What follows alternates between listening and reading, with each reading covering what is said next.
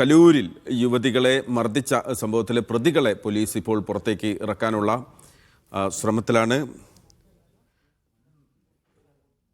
പുലർച്ചെ 4 മണിയോടെയാണ് കലൂരിൽ അവിടെ പെൺകുട്ടികൾക്ക് നേരെ ആക്രമണം ഉണ്ടായത്. സിബി ചേരുകയാണ് വിശദാംശങ്ങളുമായി. സിബി, ഈ പിടിയിലായവരുടെ പേരുകൾ, അവരുടെ വിവരങ്ങൾ, അത് സംബന്ധിച്ചുള്ള വിവരങ്ങൾ എന്തൊക്കെയാണ്? അതോടൊപ്പം തന്നെ പോലീസിന്റെ മറ്റു നടപടിക്രമങ്ങൾ എന്തൊക്കെയാണ്? ഇപ്പോൾ പെൺകുട്ടികളുടെ ആരോഗ്യനില സംബന്ധിച്ചുള്ള കാര്യങ്ങൾ എന്തൊക്കെയാണ് സിബി ഇപ്പോൾ?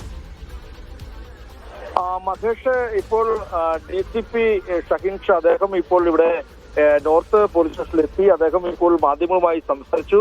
ഈ കേസുമായി ബന്ധപ്പെട്ടുകൊണ്ട് അദ്ദേഹം പറയുന്നത്, ഈ കേസിൽ ആകെ 10 പ്രതികളാണ് ഉള്ളത്. അതിൽ 2 പെൺകുട്ടികൾ ഉൾപ്പെടെ 10 പ്രതികളുണ്ട്. ഇതിൽ 3 പ്രതികളാണ് ഇപ്പോൾ പിടികൂടാൻ കഴിഞ്ഞിട്ടുള്ളത്. ആ 3 പ്രതികൾ ആൽവിൻ, അരുൺ, സാബ് എന്നിവരാണ്. ഇവർ പാലക്കാട് മണ്ണാർക്കാട് സ്വദേശികളാണ്. ഇവർ എറണാകുളത്ത് ഈ കേസിലെ മുഖ്യപ്രതിയായ അക്ബറിന്റെ ഹോട്ടലിൽ ജോലി ചെയ്യുന്ന ക്ലീനിങ് സ്റ്റാഫുകളാണ്. അത് മാത്രമല്ല, ഈ എറണാകുളത്ത് ഹോട്ടലിൽ നിർത്തുന്നവരാണ് മറ്റുള്ള പ്രതികളും. പിന്നെ വേറെ മറ്റു പല ജോലികൾ ചെയ്യുന്നവരുമാണ്. ഏതായാലും ഈ മുഖ്യപ്രതി അക്ബറിനെ ഇപ്പോഴും പിടികൂടാൻ കഴിഞ്ഞിട്ടില്ല. ഇയാളും മറ്റുള്ള കൂട്ടുപ്രതികളൊക്കെ മറ്റുള്ള 7 പേരും ഇപ്പോൾ ഒളിവിൽ പോയിട്ടുണ്ടെന്നുള്ളതാണ് പോലീസ് പറയുന്നത്. ഈ കേസിൽ ഈ മുഖ്യപ്രതി അക്ബർ ഇതിനു മുമ്പും ചില ഇത്തരത്തിലുള്ള ക്രിമിനൽ കേസുകളിൽ പ്രതിയാണ്. മാത്രമല്ല, ഇയാളുടെ ഈ ഹോട്ടൽ വ്യവസായവുമായി ബന്ധപ്പെട്ടുള്ള ചില സംശയങ്ങൾ പോലീസിന് ബാക്കിയുണ്ട്. ഇതിനെ സംബന്ധിച്ച് കൂടുതൽ വെരിഫൈ ചെയ്ത് വരികയാണെന്നും പോലീസ് പറയുന്നു. ഇതിൽ പോലീസ് പറയുന്നത് 2 പെൺകുട്ടികൾ, ഇവർ 2 പേരും, ഈ ആക്രമിക്കപ്പെട്ട പെൺകുട്ടികൾ 2 പേരും രാവിലെ പുലർച്ചെ ഈ പാർട്ട് ടൈം ജോലി ചെയ്ത ശേഷം ചായ കുടിക്കുന്നതിന് വേണ്ടി ഇറങ്ങിയതാണ്. ആ സമയത്താണ് ഈ പ്രതികളായ ആളുകൾ കാണുന്നത്.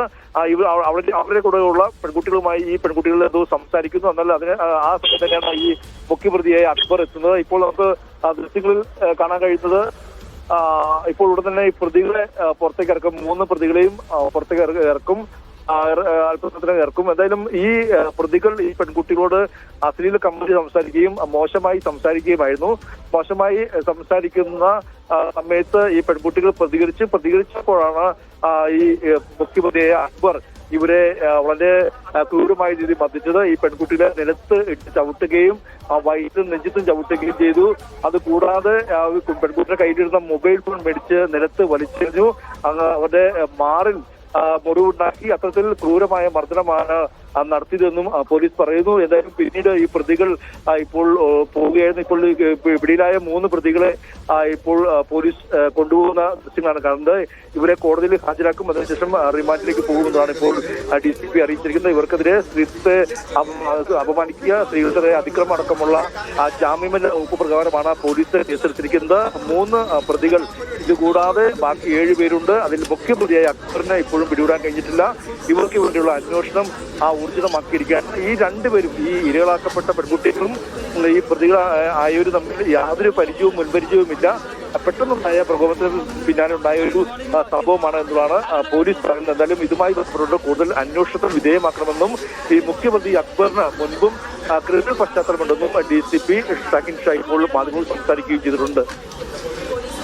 സിബിയാണ് എന്തായാലും പ്രതികളെ ഇപ്പോൾ കോടതിയിലേക്ക് കൊണ്ടുപോകുന്ന ദൃശ്യങ്ങളാണ് നമ്മൾ കാണുന്നത്. എറണാകുളം നോർത്ത് പോലീസ് സ്റ്റേഷനിൽ, കസബ സ്റ്റേഷനിൽ നിന്ന് ഇപ്പോൾ പ്രതികളെ കോടതിയിൽ ഹാജരാക്കാൻ കൊണ്ടുപോവുകയാണ്. 10 പ്രതികളാണ് ആകെ കേസിലുള്ളത്. അതിൽ 3 പേരെയാണ് ഇപ്പോൾ പിടികൂടിയിരിക്കുന്നത്. പ്രധാന പ്രതി അക്ബറിനെ ഇതുവരെ കണ്ടെത്താനായിട്ടുള്ള അന്വേഷണം തുടരുകയാണ്, തെരച്ചിൽ തുടരുകയാണ്. എന്തായാലും അതിക്രൂരമായ രീതിയിലാണ് ആ പെൺകുട്ടികളെ മർദ്ദിച്ചത് എന്ന് ദൃശ്യങ്ങൾ സഹിതം നമ്മൾ കണ്ടതാണ്.